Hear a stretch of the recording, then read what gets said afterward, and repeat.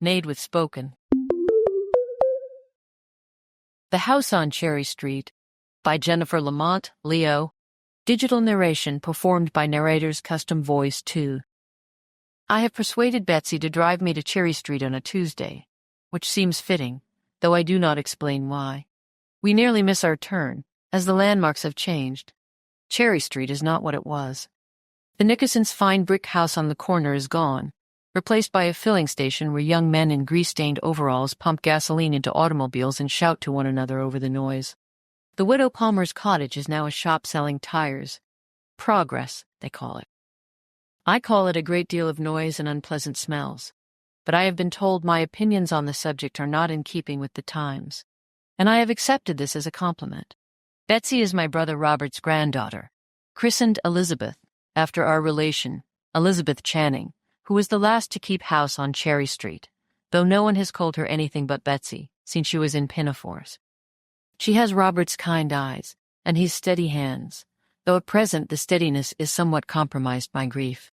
Betsy's husband, Matthew, fell at Bella Wood 4 months ago.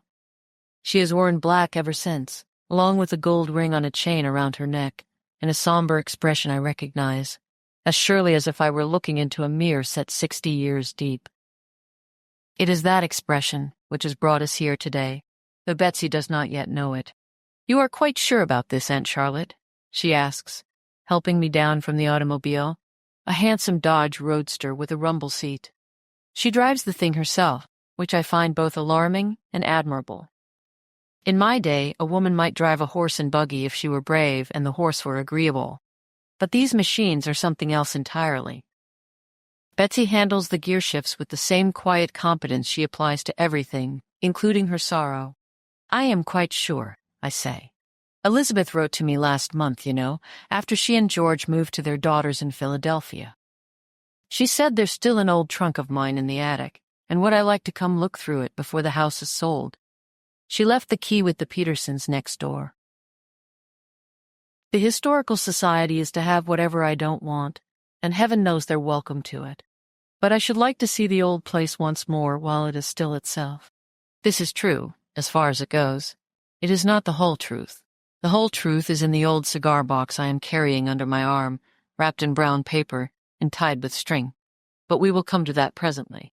Our house is still standing, though not for much longer. The porch still wraps around the front in that graceful manner my father was so proud of, though several boards have gone soft and the railing leans at an angle that would have mortified him. The willow in the yard has grown enormous. I planted it with my mother when I was 9 years old, and now look at it, a great grand, spreading creature, older and more patient than any of us. I retrieve the key from kindly Mrs. Peterson, who looks at me as though I might shatter on her doorstep and offers twice to accompany us. I decline, with what I hope is gracious firmness. "Careful on the steps," Betsy says, taking my elbow as we approach the porch of my childhood home. "My dear girl, I climbed these steps 10,000 times before you were born. I believe I can manage them once more." In the front parlor, our footsteps echo on the oaken floors. The house smells of dust and absence, the particular smell of rooms that have not been lived in for some time. Elizabeth Channing had my mother's habit of humming tunelessly while she worked, and her husband George read aloud from the newspaper each evening, in a voice that carried through the plaster walls. I used to visit them now and again, sit in the parlor and feel, for an hour or two, that the house was still alive. Now the parlor is bare, the furniture sold or carted off to Philadelphia, and the silence has a weight to it, like dust settling on a closed book. I run my hand along the banister. Elizabeth polished it with lemon oil every Thursday, just as my mother did. I can almost smell it still, beneath the dust. "The library is through here," I told Betsy. She follows me, patient and puzzled. On the wall hangs a grainy photograph of my brother Robert, trying earnestly to look more mature than his 18 years would allow. Dear Robert, he died in 1912, quietly, in his sleep, having lived a good and uncomplicated life, which is more than most of us can claim. "Your grandfather," I say. "He looks so young." Betsy contemplates the firm jaw, the strong brow. "He was. They all were." I pause before the photograph. Robert smuggled letters to me inside volumes of poetry, Forbidden letters. It was the single most romantic thing anyone in our family has ever done, and I include my own tragic love affair in that accounting. Betsy almost smiles. Almost. I will take it. What love affair, Aunt Charlotte? She has only known me as a maiden aunt, a spinster. Though my life has been much richer and more fulfilling than that dry and brittle word suggests. I have been blessed, in spite of it all, and have no complaints. Come, I say, I want to show you the attic, and then I will tell you. The stairs are harder than I let on. My knees are 77 years old, and they have opinions about stairs. Betsy hovers behind me, one hand outstretched, ready to catch me if I stumble. I find this both touching and irritating, as I find most acts of solicitude these days. I am not yet so frail as all that. I am merely old, which is a different thing entirely, though the young seldom appreciate the distinction. The attic has its moods, as all old rooms do. Today it is cool and gray, the October light filtering through the willow and casting a faint, dappled pattern on the wooden floor. I stop in the doorway and catch my breath, and not only from the stairs. It's quite pretty, really, I say. The light. Betsy makes no response, just stands beside me and watches the dust motes drifting in the pale shafts of sun. I set the brown paper parcel on the plank floor next to the old trunk. My trunk. Still here after all these years. I lift the lid, and the scent of cedar rises up, faint and sweet, like a greeting from another century. The gowns inside are moth-eaten and fragile, but I can see what they once were. The jade velvet I wore at Christmas time, the cream lace with the rosebud sash. Pity they can't be saved. I did so love them. Oh, Aunt Charlotte, Betsy says, reaching for the jade velvet. She holds it up, and the October light catches the nap of it, and for a moment the color is as rich and deep as it ever was. This is beautiful. It was, I say, a lifetime ago. I lower myself carefully onto a wooden crate and look around the attic. It is smaller than I remembered, and emptier. But there, in the far corner, I see it, a length of rope, coiled carelessly behind a crate, half hidden by cobwebs and dust. It has lain there for decades. Someone must have tossed it aside and forgotten it, or perhaps they preferred not to think about what it had been meant for. I stare at it for a long moment, then look away. His name was John, I say, John Andrew Whitfield of the 23rd Pennsylvania Volunteers, though I was never permitted to address him as anything but Mr. Whitfield and Company. In private, naturally, I called him Johnny, and he called me his Lottie, which I pretended to find insufferable. Betsy closes the trunk and sits on the lid, and I begin. I tell her about Johnny, how he had a way of tilting his blond head when he laughed, as though the joy of it were almost too much to bear upright. How he wrote me letters describing the mockingbird that sang outside his tent each evening, and how he had trained it to eat from his hand. I shall teach it your favorite song, he wrote, so that when I come home, you will have your own small orchestra to greet you on the porch. How sweet, Betsy sighs. But he never did come home, I tell her, and her shoulders droop. I have harbored an unreasonable resentment toward mockingbirds ever since. It is a petty grudge, I know, unbecoming of a lady, but grief makes us petty, and age, I have found, does not improve one's character nearly so much as the poets suggest. I tell her about my father. He was not a cruel man, though he was a rigid one, which in practice can amount to much the same thing. He was a man of firm Southern sympathies in a town that did not share them, which made him both proud and perpetually aggrieved. A tiresome combination in a dinner companion, I assure you. When Johnny first called at the house, my father received him with the stiff courtesy one extends to a peddler or a tax collector. A Union man, a Yankee volunteer, he spoke the words as though they tasted of something unpleasant. It did not matter that Johnny was kind, that he was educated, that he looked at me in a way that made the room feel as though all the lamps had been lit at once. What mattered was the uniform, and what the uniform represented, and my father was not a man to distinguish between a cause and the boy who wore its colors. He forbade the match, I say. He forbade the correspondence. He forbade the very mention of Johnny's name within these walls, though speak it I will. I told her about the last letter, postmarked from some small Pennsylvania town, splotched with rain and tears. I do not tell her yet what I nearly did after I read it. That part comes later. That part requires the rope in the corner. I was 23, I say. You are, what? 28? 26. 26. I am quiet for a moment. Betsy, I did not bring you here to tell you that I understand what you are feeling. That would be presumptuous, and I have never cared for presumption. Your Matthew is not my Johnny. Your war is not my war. But grief, I pause. Grief is always the same war, I think. It does not matter whether the uniform is blue or khaki.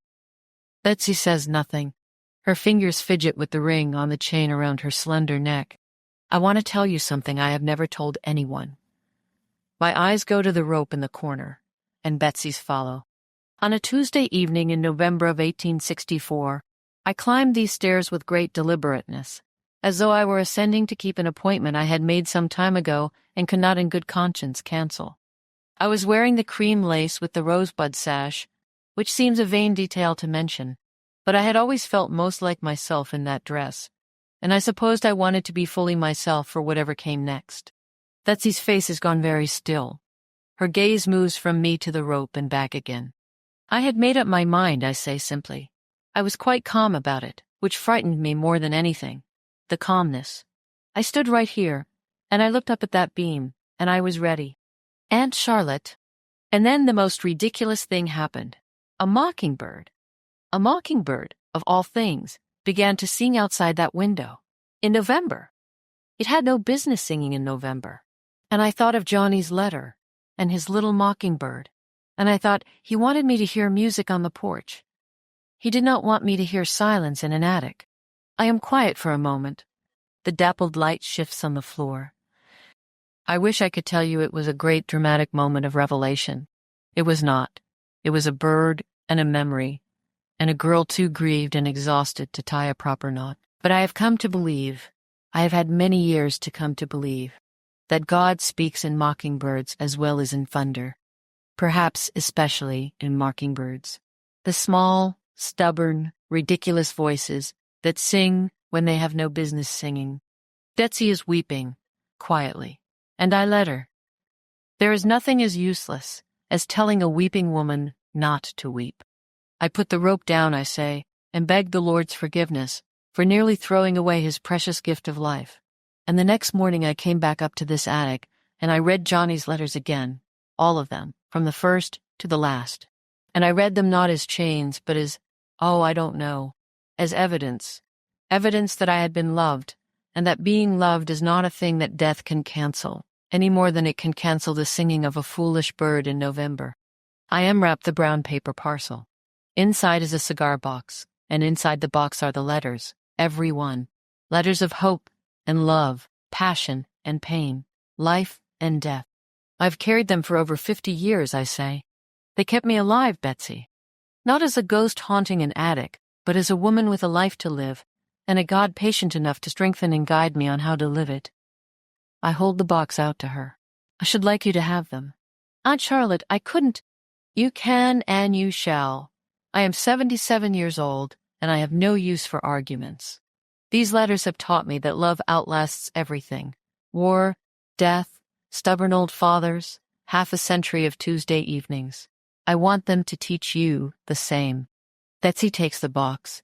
She holds it in her lap and runs her fingers over the worn wood, and I see her hand go to the ring on the chain again, but this time the gesture is different, less desperate, more tender. Shall we go down? She says after a while. She rises, holding the box as if it were a priceless artifact. In a moment, I lift the trunk lid, one more time. The Historical Society can have it all, the gowns, the photographs, whatever else is in there. I have no need of them anymore.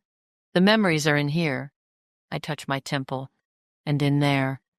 I nod toward the box of letters in Betsy's hands. That is enough. Betsy looks down at the jade velvet gown lying on top. She touches the nap of it with gentle fingers. Would you mind terribly if I kept this one? I look at her, young and grieving and brave, and holding a dead soldier's letters, and I think how well the color would suit her. I would not mind at all, I say. In fact, I believe it was waiting for you. If only we still had the hoop for beneath the skirt. No matter. She hands me the box, folds the gown carefully over her arm, and we make our way to the stairs. The stairs are easier going down. They always are. Betsy takes my arm, and this time I do not protest. She settles me in that monstrous automobile and lays the dress on the rumble seat with care. She sets the box of letters next to it. Then she looks at me. Aunt Charlotte, do you think anyone would mind if I took grandfather's photograph as well? I assure her no one will mind. She goes back inside and returns a minute later with the photograph of Robert, which she wedges in next to the other bits of my past. My story, and now hers as well. I wait in the Dodge while she returns the house key to Mrs. Peterson. The autumn sun shines through the willow, making its dappled pattern on the sidewalk. And somewhere, I am not inventing this, I am not so old as to invent such things. Somewhere, a bird is singing. Betsy, I say as she slips behind the steering wheel. Do you know, I believe that is a mockingbird. She listens. She smiles. A real smile, the first I have seen in months. I believe it is, Aunt Charlotte. Ridiculous creature, I say, singing in October. And we drive away from the house on Cherry Street for the last time, into the stubborn, ridiculous, singing world. Professional audiobooks in a click. Spoken.